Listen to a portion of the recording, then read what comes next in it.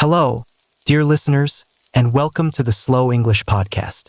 Today, you will improve your English listening skills through a relaxing story about finding peace in our fast-paced world. We will explore the beautiful idea of slow living and learn how to bring more calm into our daily lives. Get ready to discover new words and expressions that will help you talk about well-being and a more mindful way of life. Life today often feels like a race. We rush from one task to another, always checking our phones, always thinking about the next thing. This can make us feel tired, stressed, and sometimes a little lost. But what if there was another way? What if we could choose to slow down and enjoy each moment more fully? This is the heart of slow living. Slow living is not about doing everything slowly. It's about being mindful and intentional with your time and energy. It means choosing quality over quantity and presence over distraction. Imagine a quiet morning, sipping your tea slowly, watching the sunrise. No rush, no urgent emails, just you and the peaceful start of a new day. This is a moment of slow living. Let's talk about some key ideas in slow living. One important concept is mindfulness. Mindfulness means paying attention to the present moment without judgment. For example, when you eat, do you truly taste your food? Or are you thinking about work or scrolling on your phone? Practicing mindfulness can be as simple as focusing on your breath for a few minutes each day, or really noticing the colors and smells around you when you walk outside. Vocabulary highlight 1. Mindful. Mindful is an adjective. It means being aware of something, paying attention to what is happening right now. For example, she was very mindful of her words, choosing them carefully.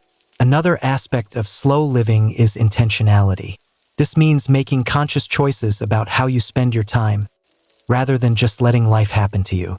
Do you truly enjoy all the activities in your schedule? Or are some of them just habits? Being intentional helps you align your actions with your values. For instance, if family time is important to you, you might intentionally schedule a technology-free evening once a week. Reflection question 1. What is one area in your daily life where you feel rushed? How could you bring a little more mindfulness or intentionality to that activity?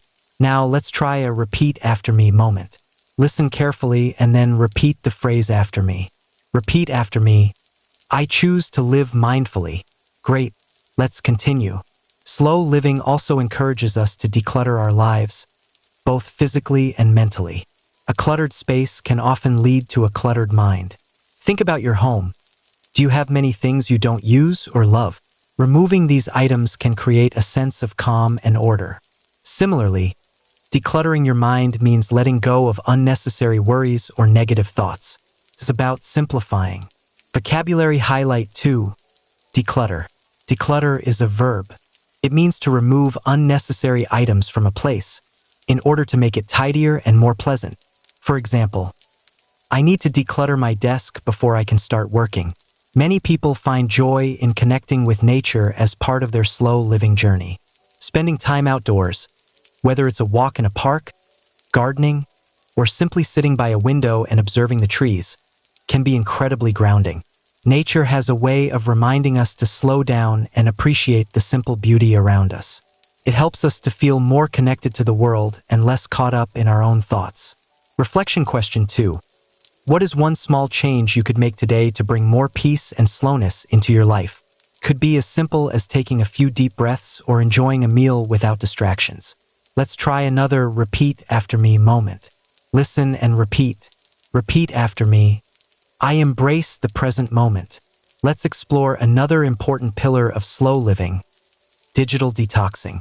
In our modern age, we are constantly bombarded by notifications, news, and social media updates. This digital noise can be overwhelming and can significantly increase our stress levels. A digital detox involves taking a break from electronic devices for a set period. Could be an hour before bed, a whole day during the weekend, or even a week-long retreat. By disconnecting from the digital world, we allow ourselves to reconnect with the physical world and with our own inner thoughts. Vocabulary highlight 3. Digital detox. Digital detox is a noun. It is a period of time during which a person refrains from using electronic devices such as smartphones or computers regarded as an opportunity to reduce stress or focus on social interaction in the physical world. For example, I'm planning a digital detox this weekend to spend more time in nature. When we put down our phones, we often find that we have more time for meaningful hobbies. Slow living isn't about doing nothing. It's about doing things that truly matter to us. Think about the activities that make you lose track of time, the ones that bring you genuine joy. Perhaps it's painting, playing a musical instrument, knitting, or even just gardening. These activities are forms of flow, where we are fully immersed in the task at hand. Engaging in such hobbies is a wonderful way to practice mindfulness and find a sense of accomplishment that isn't tied to work or productivity in the traditional sense. Reflection question 3. If you had an extra hour of free time today, without any digital distractions, how would you choose to spend it? What activity would bring you the most peace? Let's try a third repeat after me moment. This one is about the value of time. Repeat after me. My time is a precious gift. Wonderful. Another key aspect of slow living is sustainable consumption. In a world that often encourages us to buy more and buy fast, slow living asks us to consider the impact of our choices. It's about choosing items that are well-made, durable, and ethically produced. It's about repairing things instead of throwing them away. This not only helps the environment but also fosters a deeper appreciation for the things we do own. When we own fewer, higher quality items, we can take better care of them and find more satisfaction in their use. Vocabulary highlight 4. Sustainable. Sustainable is an adjective. It means able to be maintained at a certain rate or level, involving the use of natural products and energy in a way that does not harm the environment. For example, we are trying to live a more sustainable lifestyle by reducing our plastic waste. Slow living also extends to our relationships. In our busy lives, we sometimes forget to truly listen to the people we care about. We might be physically present but mentally elsewhere. Slowing down allows us to have deeper, more meaningful conversations. It means giving someone our full attention without checking our watches or phones. This kind of deep connection is essential for our emotional well-being and helps to build stronger, more resilient relationships. Reflection question 4.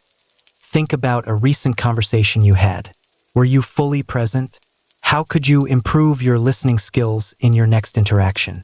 Let's try one more repeat after me moment to focus on connection. Repeat after me. I listen with my whole heart. Finally, let's talk about the importance of rest. In a culture that often glorifies being busy, taking time to rest can feel like a luxury or even a waste of time. However, rest is a fundamental human need. It's during rest that our bodies and minds recover and recharge. Slow living encourages us to prioritize sleep, to take naps if needed, and to simply have periods of unscheduled time where we can just be. True rest is not about being lazy. It's about honoring our need for renewal. Vocabulary highlight 5. Glorify. Glorify is a verb. It means to describe or represent as admirable, especially when it is not. For example, we shouldn't glorify overworking. It's important to have a work-life balance.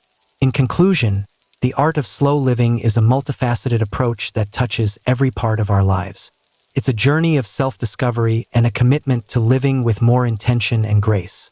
By embracing mindfulness, decluttering our spaces and minds, connecting with nature, and prioritizing rest and relationships, we can create a life that is not only more peaceful but also more meaningful and fulfilling. It's a slow path, but it's one that leads to a very beautiful destination. Thank you once again for listening to the Slow English Podcast. I hope this episode has inspired you to explore the art of slow living.